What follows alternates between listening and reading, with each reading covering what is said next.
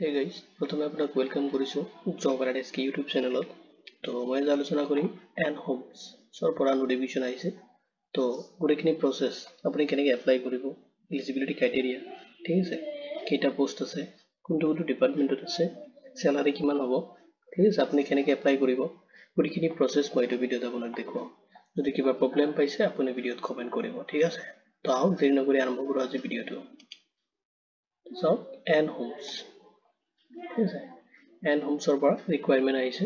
আপোনাৰ এইটো গুৱাহাটী হয়, এন হোমছ যিটো লোকেশ্যনটো গুৱাহাটী হয়, তাতে BD এণ্ড ফিল্ড চেলছ এক্সিকিউটিভৰ কাৰণে ভেকেঞ্চিজ আছে। তো আমি গোটেইখিনি ডিটেইলছ আপোনাক ক'ম। এইটো অলৰেডি ধৰক লাষ্ট ডেট আছিল আপোনাৰ 23 নৱেম্বৰত, কিন্তু ডেটটো এক্সটেণ্ড কৰিছে এতিয়া 15 ডিচেম্বৰলৈ কিনে, ঠিক আছে, 15 ডিচেম্বৰলৈ কিনে ইয়াৰ লাষ্ট ডেট এপ্লাই হয়।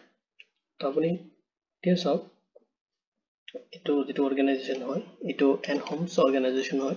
ইয়াতে আপোনাৰ দুটা পোষ্ট আছে আৰু এডুকেশ্যনেল কোৱালিফিকেশ্যন গ্ৰেজুৱেট MBA যদি কৰিছে, ঠিক আছে, তেতিয়াহ'লে আপুনি এই দুটা পোষ্টৰ কাৰণে এলিজিবল হয়। তো দেখুৱাম মই কেনেকৈ আপুনি কোনটো কোনটো পোষ্টৰ কাৰণে কি কি এলিজিবিলিটি লগা আছে, ঠিক আছে। যদি আপুনি হায়াৰ ছেকেণ্ডাৰীও পাছ কৰিছে তথাপি আপুনি এটা পোষ্টৰ কাৰণে এলিজিবল হৈ আছে, ঠিক আছে। তো এইটো প্ৰাইভেট চেক্টৰ জব হয় আৰু আপোনাৰ এপ্লাই মেথড চৰি দিয়ক, এইটো মই ইণ্টাৰভিউ লিখিছোঁ। এইটো আপোনাৰ চিলেকশ্যন মেথড হয়, ইণ্টাৰভিউত আপোনাৰ চিলেকশ্যন হ'ব, ঠিক আছে। আৰু এপ্লাই মেথডটো আপুনি অনলাইন কৰিব লাগিব। তো ফাৰ্ষ্ট যিটো পোষ্ট আছে বিজনেছ ডেভেলপমেণ্ট এক্সিকিউটিভ, ঠিক আছে, এটা পোষ্ট আছে বিজনেছ ডেভেলপমেণ্ট এক্সিকিউটিভৰ কাৰণে। এইটো আপোনাৰ কামটো আপোনাৰ নট ৱৰ্ক ফ্ৰম হোম, ঠিক আছে, আপুনি ঘৰৰ পৰা কৰিব নোৱাৰে, অফিচত কৰিব লাগিব। আৰু এইটো আপোনাৰ প্ৰেফাৰেঞ্চ দিছে মেইলৰ কাৰণে, ঠিক আছে, মেইল কেণ্ডিডেটে বিজনেছ ডেভেলপমেণ্ট এক্সিকিউটিভৰ কাৰণে প্ৰেফাৰেঞ্চ দিয়া হ'ব, ঠিক আছে। কোৱালিফিকেশ্যন যদি আপুনি MBA কৰিছে তো আপুনি বিজনেছ ডেভেলপমেণ্ট এক্সিকিউটিভৰ কাৰণে এলিজিবল হয়, ঠিক আছে। কিন্তু MBA হ'লে প্ৰেফাৰেঞ্চটো অলপ বেছি দিব। লগতে যদি আপুনি গ্ৰেজুৱেশ্যন কৰিছে, ঠিক আছে, MBA কৰিছে বা MBA কৰা নাই, আপুনি অলৰেডি গ্ৰেজুৱেশ্যন কমপ্লিট কৰিছে, যিকোনো ডিচিপ্লিন হওক, আৰ্টছ কমাৰ্চ চাইন্স, ঠিক আছে, তথাপি আপুনি এপ্লাই কৰিব পাৰিব, ঠিক আছে, গ্ৰেজুৱেশ্যন কৰিলে। কিন্তু যদি MBA কৰিছে তাক অলপ প্ৰেফাৰেঞ্চটো বেছি দিব, ঠিক আছে।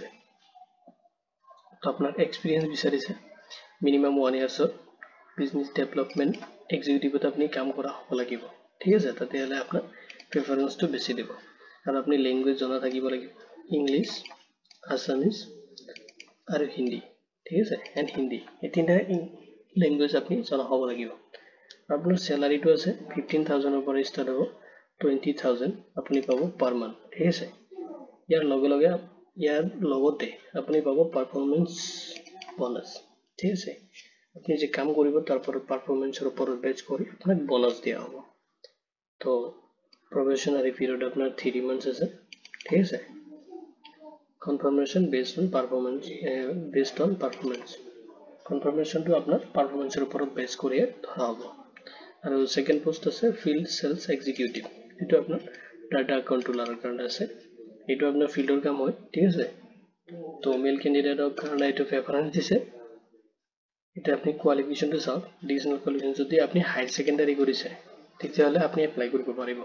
কিন্তু যদি আপুনি গ্ৰেজুৱেশ্যন কৰিছে, মানে গ্ৰেজুৱেশ্যন কৰিছে তথাপি আপুনি এইটো পোষ্টৰ কাৰণে এলিজিবল হয়, আপুনি এপ্লাই কৰিব পাৰিব। কিন্তু এটা বস্তু চাওক, ৰিয়েল ইষ্টেট নলেজ যদি পেপাৰ, মানে যদি ইষ্টেটত আপুনি কাম কৰিছে, ৰিয়েল ইষ্টেটত আপোনাৰ কাম কৰাৰ মানে নলেজ আছে, এক্সপিৰিয়েঞ্চ আছে, তেতিয়াহ'লে ইয়াত প্ৰেফাৰেঞ্চটো অলপ বেছি দিব, ঠিক আছে। তো প্ৰিভিয়াছ এক্সপিৰিয়েঞ্চ থাকিব লাগিব আপোনাৰ, তেতিয়াহ'লে আপুনি এইটো পোষ্টৰ কাৰণে এলিজিবল হয়। তো স্কিলটো আপোনাৰ চাওক, strong organisational communication and data management skill আপোনাৰ থাকিব লাগিব। মানে অৰ্গেনাইজেশ্যনত ষ্ট্ৰং কমিউনিকেশ্যনটো আপুনি অলপ ষ্ট্ৰং হ'ব লাগিব, ডাটা মেনেজমেণ্টৰ স্কিলটো আপুনি অলপ পাৰফৰ্মেঞ্চ ভাল হ'ব লাগিব, তেতিয়াহ'লে আপুনি এইটো পোষ্টৰ কাৰণে এলিজিবল হয়। তো লেংগুৱেজ আপোনাৰ ছেমে হয়, ইংলিছ, আছামিজ এণ্ড হিন্দী, আপুনি তিনিটা লেংগুৱেজ জনা হ'ব লাগিব। লগতে আপোনাৰ 2 wheelers লাগিব, 2 wheelers মাষ্ট বি, যিটো আপোনাৰ ভেকেঞ্চি আছে ফিল্ড চেলছ এক্সিকিউটিভ কাৰণে 2 wheelersটো কম্পালচৰি লাগিব।